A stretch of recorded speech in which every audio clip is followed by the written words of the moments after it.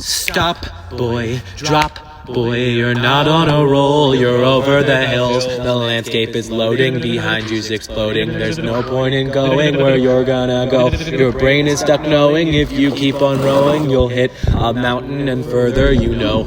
Once you reach one, you're close to the range, yet over the mountain you go. Ha ha! The shrimp went over the mountain. The shrimp went over the mountain. The shrimp went over the mountain to see what he could see. The other side of the mountain. The other side of the mountain. The other side of the mountain was all that he could see. Over the mountains lies more mountains. Trials are boundless, just hop, skip, and jump. A whole lot of junk, the dump is so big, you're basically stuck. No fast start in this mess. Over the mountains. Every new thing I learn comes with a new question. In 1993, a poet named Amanda Lewis wrote in a letter, "I was approached in the street by a spider-like man with a lazy eye. His skin wasn't quite right. It looked like patchwork. I couldn't tell if he was heterochromatic or if he just had a pink eye. One of his eyes was distinctly red, while the other looked almost gray. My best guess would be that it was a black eye. He made hefty promises. I didn't intend to get scammed, so I tried to leave, but for some reason I couldn't. I was paralyzed by wonder. I ended up receiving a list of items to bring to him. He showed me something too.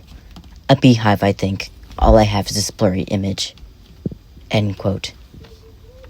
It is clear to me that she is referring to the Wanderer. A month later, Amanda Lewis died in a car crash, but not before writing this poem. She whose hour comes rolling like thunder might then grow dour and prone to blunder. The ripples in her heart renewed, a feeling lost gets stuck like glue. Yet now another feeling rests, same as after Angel's death. All mistakes now amplified, selfish self is helped outside. Now finally she looks within to find her heart is grimly thin. Although it's fit for magazines, it no longer burns, now 0 degrees. Left to hope in heaven her body goes, left to live or die by what she chose. After reading this, I wonder how far back it went. By day, I stalk the back shelves of libraries like a bandit. By night, I stalk the Wikipedia pages like a victim, looking for quick risers who are pierced by death. 1974, Arthur Booker, actor and singer. A sudden rise in fame followed by a sudden death from blood loss at a concert. He sang raspily. It sounded like Canary's song. Audience members said that he looked disoriented, but thankful? He reportedly said nothing other than lyrics during the performance until randomly, after the second song, he said, "I learned a lesson today." He smiled warmly. In what was estimated to be the night before he died, he wrote the phrase, "Beware the hive and blood" on the wall with bits of organ mashed together, somehow unrecognizable to doctors, spread about the house like a tornado. Again, I'm stuck knowing more, but not enough. I need to go deeper. How far back does it go? Mary Kennedy, 1954, died of dehydration, started drinking nothing but her own blood. Is this connected? Deeper. Indigo Johnson, 1920, also died from dehydration. Those are easier to find. Famous dancer and jazz singer, longed for more and got it. In her song Wick Candle, she describes a dead ringer for the Wanderer. Deeper. I'm chugging water, misplacing cups. Is this the climax of my story? Deeper. Fantasizing about getting out while my legs are sinking in the mud. Microwave my stupid brain because I just want to go deeper. 1900, 1890. How far back does it go? Further. Paintings that look like him. Even further back. BCE. Is my brain just making connections where there aren't any? I thought I knew some things.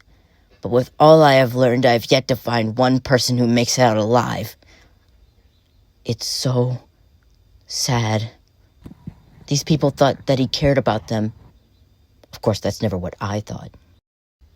No one cares about me. No one except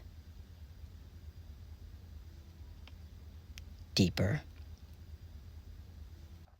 Deeper. So far down, I can't see the landscape of what's to come. Out of sight, out of mind. Out of sight, out of mind. What comes next? After this, I'm already thinking ahead. If I were to escape, I'd be looking back. If I were to escape, I'd know all this. If I were to escape, I'd be alone. Alone and deeper. Keeps me company. Burrow underground so I can't see over the hills, no matter the attention. If it's inauthentic, I don't want it. These plagiarist woes bite me. Out of sight and you're out of your mind.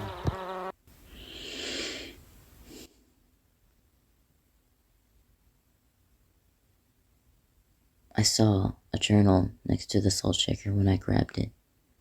Today I went back and it was still there. In it was written, I finally remember what he said. It came to me in a vivid dream that for some reason I know really happened. Forgive me if the details are a bit soupy. The wanderer took me out to this lake. The buzzing of bees and flies was overwhelming as we waded out to the center. Suddenly, the water was deeper, and I was pulled below by the wanderer's hands.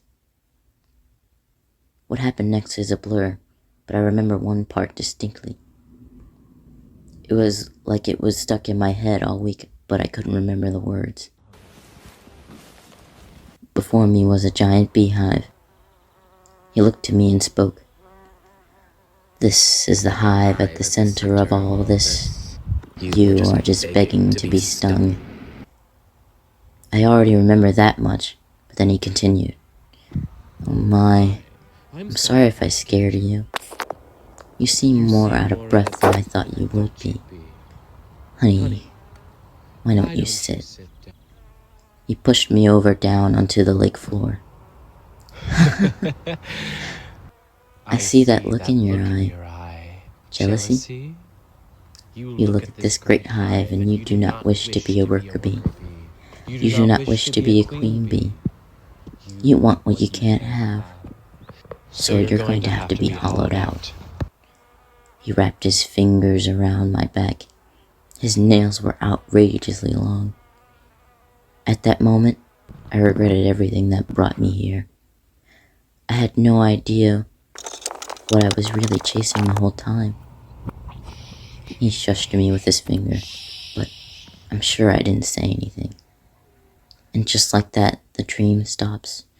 The memory stops. I want to forget everything he said.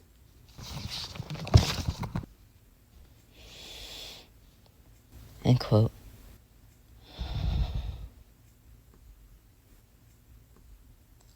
I've been reflecting on this.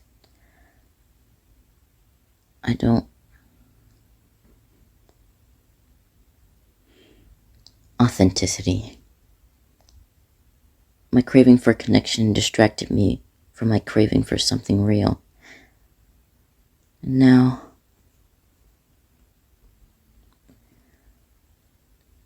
I can't even remember his name.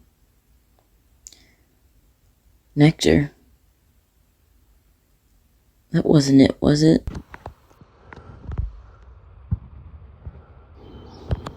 He wanted recognition.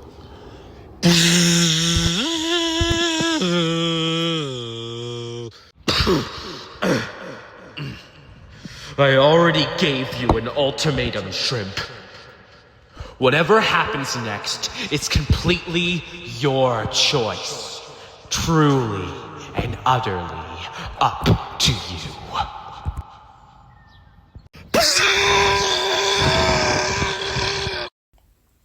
His voice sounds different every time. His torso made of sticks and twine. He's propping himself up with a business suit. I wish he would lie, but he's telling the truth. They look at me, they think Jesus Christ. Well, clearly he needs a hammock, right? They look at Nectar, Jesus, fuck, that guy could not be better off. They look at me and they don't think twice. Nobody makes it out alive. alive. Nobody makes it out alive. Nobody makes it out alive.